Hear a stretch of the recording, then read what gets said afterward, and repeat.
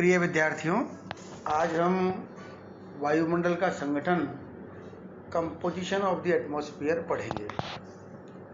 जैसा कि तुम्हें ज्ञात होगा कि पृथ्वी के चारों ओर हजारों किलोमीटर ऊंचाई तक फैले हुए बहुस्तरीय गैसीय आवरण को वायुमंडल कहते हैं। गैसों के यांत्रिक सम्मिश्रण को हवा कहते हैं। वायुमंडल के संगठन की चर्चा करने से पहले हम ये समझ लें कि वायुमंडल है क्या। क्रिचफील्ड के अनुसार वायुमंडल गैसों तथा उसमें निलंबित तरल एवं ठोस पदार्थों का एक मोटा आच्छादन है जिसमें पृथ्वी पूर्ण रूप से लिपटी हुई है। जब हम वायुमंडल की चर्चा करते हैं तो पहले हम ये समझने की कोशिश कर लें कि वायु क्या है। वायु वास्तव में रंगहीन, गंधहीन और स्वादहीन है, जो गतिशील है, नमनशील है और उसमें संपीड्य का गुण है। दूसरी ओर पवन क्या है? पवन वायु के क्षतिवर्ती प्रवाह होने पर वायु की जो अनुभूति हमें होती है उसे पवन कहते हैं।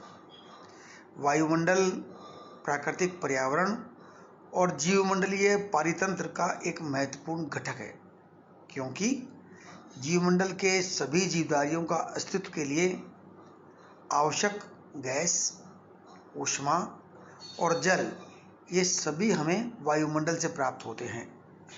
यह सौरिक विकिरण तरंगों का अवशोषण कर पृथ्वी के धरातल पर आने से उन्हें रोकता है, जिससे धरातल अत्यधिक गर्म होने से बच जाता है।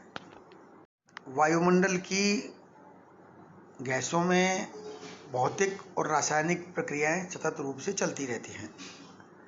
इसके अलावा जलवायु तत्व की भूमिका भी महत्वपूर्ण होती है। ये तीनों प्रक्रियाएं जीवमंडल के उद्भव, उसके विकास, वृद्धि को प्रभावित ही नहीं करते, उसके साथ साथ उसे नियंत्रित भी करते हैं। मानव ने विकास की क्रियाओं के नाम पर वायुमंडल की गैसीय संगठन में बदलाव किया है, जिसके कारण वायुमंडल के रासायनिक संगठन में बदलाव आया है। इससे भूमंडलीय ताप में वृद्धि हुई है। परिणाम स्वरूप जलवायु परिवर्तन की समस्या उत्पन्न हो गई है। इसके अलावा पारिस्थितिकीय तंत्र की स्थिरता में रुकावटें उत्पन्न होने लगी हैं। वायुमंडल का संगठन तीन आधारभूत तत्वों से मिलकर बना है: गैसें, एरोसोल और जलवाष्प। यदि हम गैसों के बारे में चर्चा करें तो संपूर्ण वायुमंडल का लगभग 99% भाग नाइट्रोजन, ऑक्सीजन और ऑर्गन गैसों से मिलकर बना है। वायुमंडल की गैसीय संरचना में नाइट्रोजन की हिस्सेदारी 78.1% है। दूसरा स्थान ऑक्सीजन का है जो 20.9% है और इसके बाद ऑर्गन का स्थान है जो 0.93% है। गैसीय रचना दो प्रकार की है।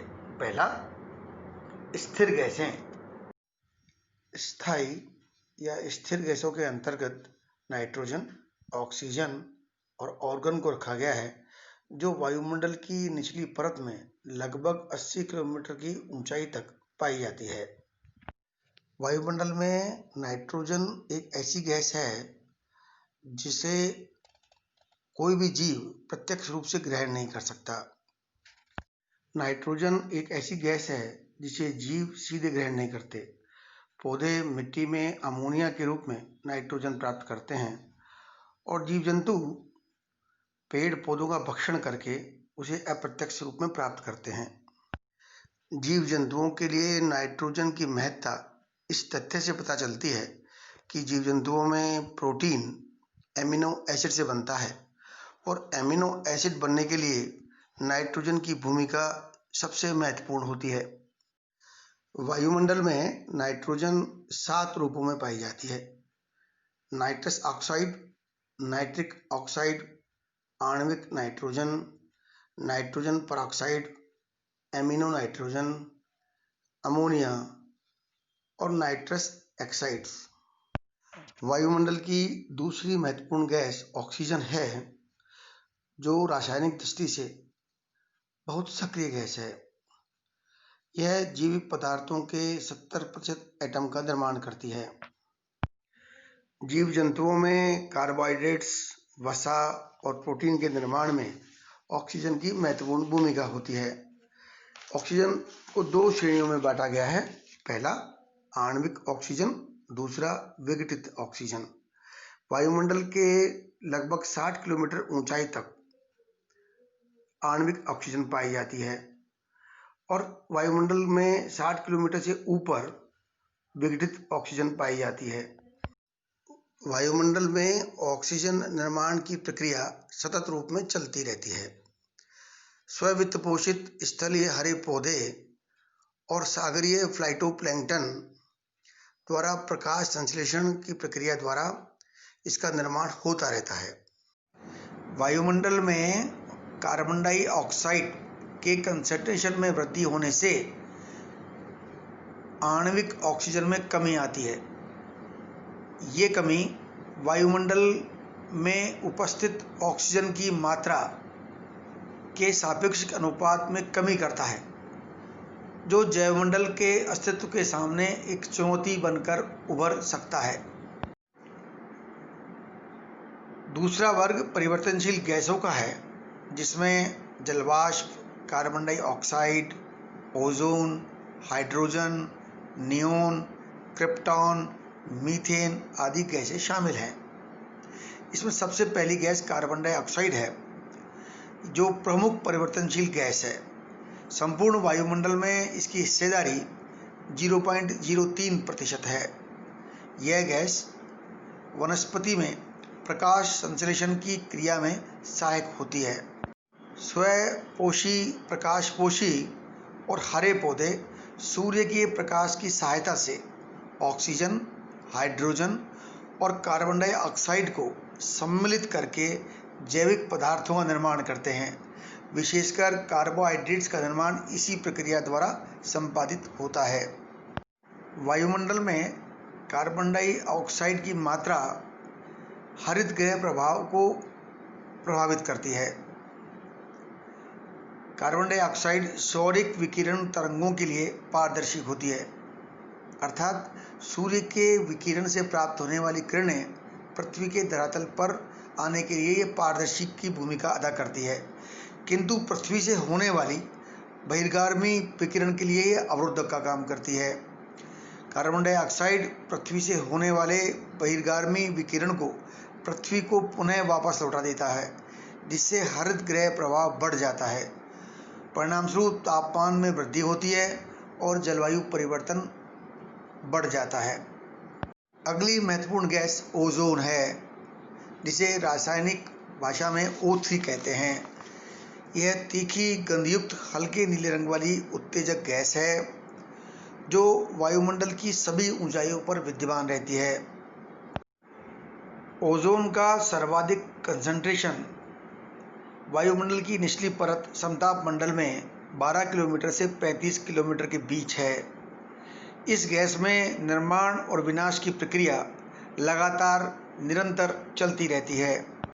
वायुमंडल में 80 से 100 किलोमीटर की ऊंचाई पर पराबैंगनी विकिरण या तड़ित झाझा के दौरान विद्युत विसर्जन होने पर ऑक्सीजन के अणुओं का अलगाव और टूटना व पुनः ऑक्सीजन के अणुओं के मिलने से ओजोन का निर्माण होता है। जैवमंडल को सौरिक पराबैंगनी विकिरण से बचाने के लिए यह गैस रक्षा कवच का काम करती है। एरोसॉल वायुमंडल में लटकते हुए कणिकीय पदार्थों व तरल बूंदों के सम्मिलित रूप में ये पाए जाते हैं। ये मुख्यतः ज्वालामुखी उद्भेदन के समय धूल एवं राख के कण, चट्टानों के यांत्रिक अपक्षय से प्राप्त शैल कण, मानव के क्रियाकलापों से उत्पन्न हुए मिट्टी के कण, सागरीय सतह से निकले नमक के कण, उल्का कण, जैविक पदार्थों, धुआं, कालिक इत्यादि से वायुमंडल में पाए जाते हैं। वायुमंडल में इनकी मात्रा ऊंचाई के साथ परिवर्तित होती रहती है। इनका सर्वाधिक कंसंट्रेशन वायुमंडल की सबसे निचली परत में है। ऊपरी वायुमंडल में उल्काओं के विघटन, विस्फोटक, ज्वालामुखी उद्भेदन, नाभिकीय विस्फोट, प्रचंड धूलभरी आंधी से पाए जाते हैं। जब वायुमंडल में लटकते हुए ठोस कणकीय पदार्थों पर सूर्य से आने वाली लघु तरंग विद्युत चुंबकीय विकिरण का वर्णनात्मक प्रकीर्णन होता है, इसी कारण सूर्योदय व सूर्यास्त के समय लाल व नारंगी रंग उत्पन्न हो जाता है। इसी तरह वर्णनात्मक प्रकीर्णन से आकाश नीला दिखाई देता है। कुछ ठोस कण आर्द्रताग्राही नाभिक का कार्य करते हैं, जल सोखकर कोहरा, बादल आदि का निर्माण करते हैं। जलवाष्प आर्द्रता और तापक्रम के अनुसार वायुमंडल में जलवाष्प की मात्रा में परिवर्तन होता रहता है। वायुमंडल का 90% जलवाष्प इसकी निचली परत में 8 किलोमीटर की ऊंचाई तक सीमित है। जलवाष्प सौर विकिरण और पार्थिव विकिरण को अंशतः सोख लेता है। धरातल के तापमान को सम बनाने में यह सहायक रहता है। वायुमंडल में स्थिरता के प्रभाव में इसकी महत्वपूर्ण भूमिका होती है। घनीभूत आर्द्रता के विविध रूपों जैसे बादल, वर्षा, कोहरा, ओस, तुषार, पाला, हिम आदि का मूल स्रोत जलवाष्प ही है। धन्यवाद।